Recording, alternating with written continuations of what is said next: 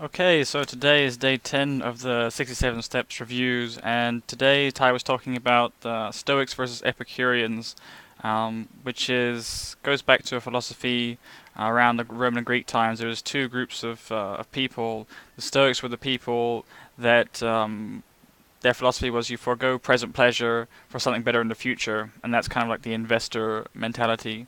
And then the Epicureans are all about living for the now, eat, drink, and be merry, for tomorrow you die. So it's that YOLO mentality, and obviously both of those are still around today. So he talks about the difference between those, which ones might push you towards your goal faster, which one's a better perspective to have in your outlook in life. So he kind of talks around how modern convenience has made us soft, and that's come at some cost. So we don't really understand.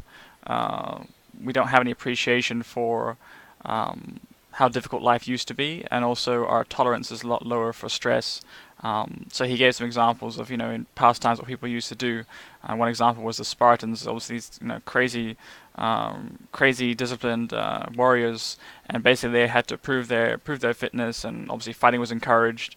The food was intentionally kept scarce, and if you had poor fitness, that was ridiculed. They weren't allowed to live with their wives until they were 30 years old, and surrender was also a disgrace. So that's a really extreme example of maybe how one set of people in the past. The Stoics weren't all like that, but that's an extreme example he gives. And obviously you need to find a balance. So he gives another example that the Native American Indians, the Sioux, their mothers used to cut a hole in the ice when it was cold in the winters and put their children in the cold water. And then the missionaries, when they saw that, thought they were torturing their babies. But the mothers said they were teaching them how to be brave. And obviously the Sioux were some of the toughest warriors out there. So they became great soldiers because of that. So it's kind of that philosophy, how that applies to your life. Where have you gotten soft, and um, where have you lost that discipline, or where do you need to toughen up? Because being tough will prepare you for all the failures you might encounter in the world, all the difficulties and the challenges and obstacles. And if you're the type of person that's really soft, you might just give up after one or twice, failing one or twice. So that's something you have to. It says like you use it or you lose it. And if you don't use it, then when you need it, it's not going to be there for you. So it's building up that internal toughness, resilience.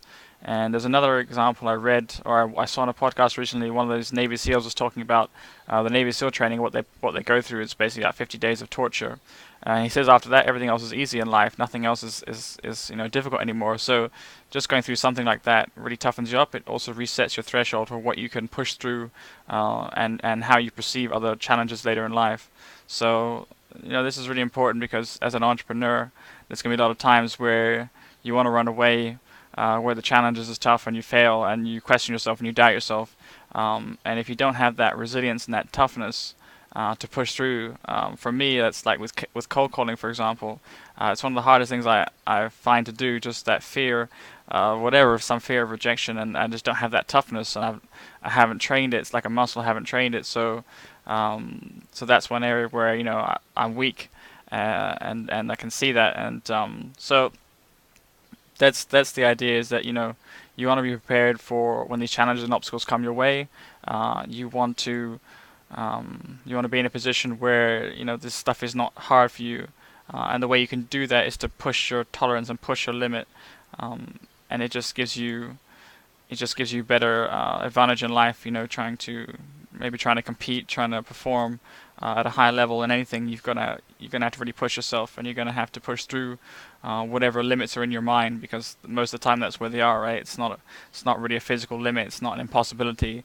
It's only impossible to you in your mind. So that's kind of the lesson for today. And he says that a nation is born Stoic and dies Epicurean. And what that means is that when a nation starts, it's founded by people who have gone through a lot of struggle, a lot of tough times, and they really are working hard to build something at the beginning. And you see that at the beginning of every nation. It's usually after a war or some conflict. People come together and they start to build that nation. And then the nation dies Epicurean. And what that means is that towards the end of every empire, you see this kind of depravity. You see laziness. You see all kinds of living for the now mentality, and that's how the Roman Empire fell. That's how America's falling right now, falling into debt. That's how a lot of the developed world have fallen into debt, just by spending more than you have. It's this whole live for now mentality.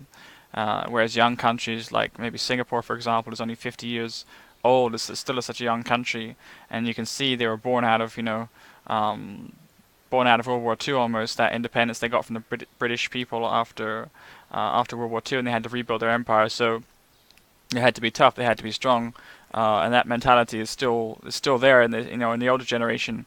But already you see the younger generation already being a bit soft. So I think they do national service and things like that, not just in Singapore but around the world, to keep people tough and keep that mentality a little bit. But you see that governments just overspend and just get into debt and become bankrupt, and now most of the Western world is in that kind of state where it's Epicurean, and the people have these entitlements from the government. They're not really trying to build something anymore. They're trying to look what they can get out from the system, and so that's something to keep in mind. You probably want to avoid those countries if you can, to not put yourself in that position where you're surrounded by people with entitlement mentality. You want to be around the people that are looking to build and invest for the future, and you can find that all around the world in different areas. So that's interesting for me. I like that. I like that description. A nation is born stoic and dies Epicurean, because you can see it all around you in the world today. So that was some of the notes. One other suggestion he does is kind of, I think, based on what the Sioux used to do, was taking cold showers, and so there's all kind of proven physical benefits of doing this. Increases your testosterone, helps improve recovery after exercise. It kind of just gives you a rush, gives you a massive rush of energy. I started doing cold showers and cold baths about a year ago, and I find I didn't need to drink coffee or do anything anymore. Also, I think I slept much better. It seems to normalize your hormones, so you get a much better sleep if you take cold showers regularly. And so yeah, so he recommends doing this, and I have to agree, because it's made a huge benefit for me. It's one of those things that's horrible when you do it yourself, but you just feel amazing afterwards. And that, again, is kind of the whole Stoic mentality: is you are foregoing making a sacrifice for a future that's better. So for me, I used to take ice baths every day, and that was a bit extreme. It also takes a lot of time, so it's not very efficient. Now I do the same as Tai. He says he turns the shower tap to cold just for the last couple of minutes, and just sit under the cold water, and it gives you a massive rush, massive high. So that's something I would definitely recommend to people. It's in all kinds of ancient books as well, and ancient practices. The Sikhs also used to take cold showers first thing in the morning, and that kind of wakes you up, and just gives you a huge boost of energy and focus. So there's all kind of proven benefits, and psychological, physiological benefits of toughening up as well. It makes you tougher, I think. So if you're afraid to jump in a cold shower, then that's probably a sign you should do it. And then there are other examples he gives is when's the last time you walked to get the groceries, carried them home instead of putting them in your cart or your car. When's the last time you did 100 push-ups? When's the last time you went camping, put yourself through some discomfort? So there's all these things that modern convenience has taken away the need for us to do that and go through that discomfort, but it's made us soft, and that cost is there, that we're not resilient enough, we're not tough enough. And the world's still a place where that toughness comes in handy. If you don't have that toughness, you're not going to be able to push through when, like I said, when there's challenges, when there's obstacles. So his idea is, you build it slowly over time. You build up these things. Start doing cold showers, maybe just 5 seconds, then 10 seconds, then build it up.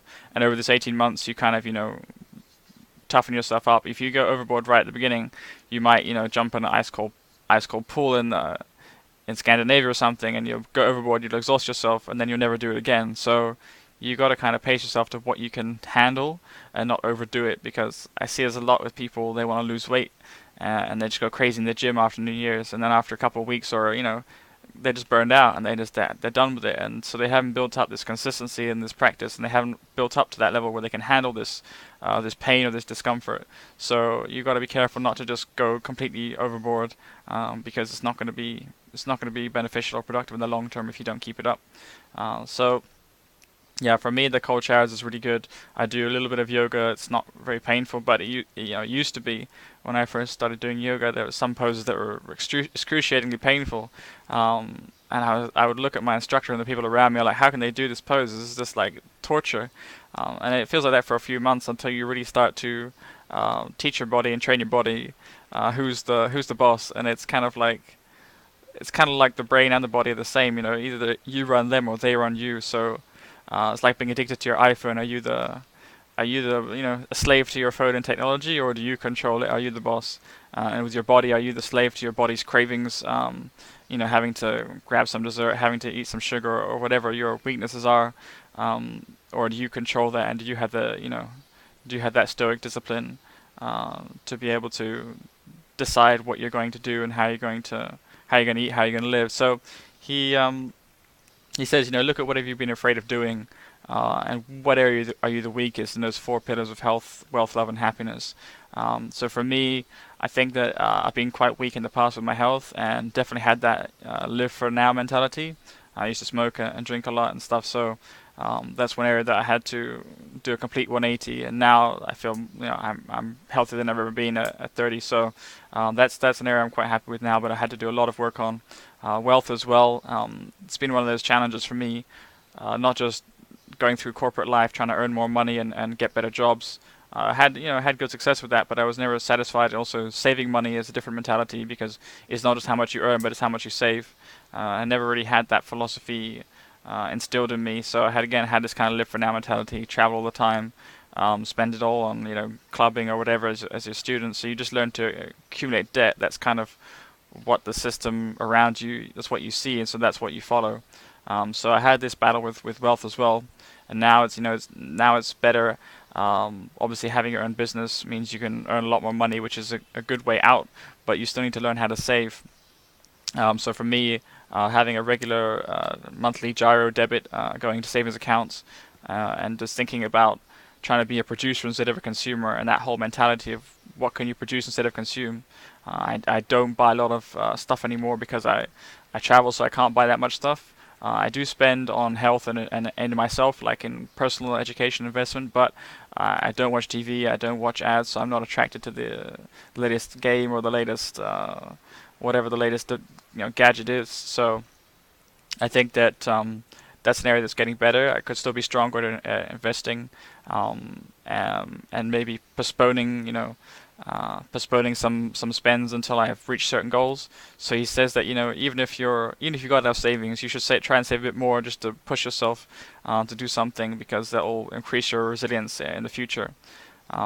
So in terms of what area I'm the weakest in, I would say I don't know which one it falls under, but definitely in terms of growing my business and the pain of talking to people and the pain of rejection is one area that I see myself as being quite weak on. I think a lot of people have this struggle of they don't want to be rejected. You don't want to be perceived as bothering someone, but maybe that's just a subconscious thing, because it's one thing is you have to believe in the service you're offering, that it adds value to people. But even then, when you reach out to people, they're going to be busy. They're going to be having 100 emails like yours and 100 phone calls like yours from people before you, and so they've already got this kind of barrier and resistance. And to overcome that, you have to understand that that's where they're coming from, and you just have to have the persistence. And so Darren Hardy also talks about this, that he would try and get to 50 no's every day when he was doing real estate, and he would just go knocking on the worst type of prospects because he wanted to toughen himself up.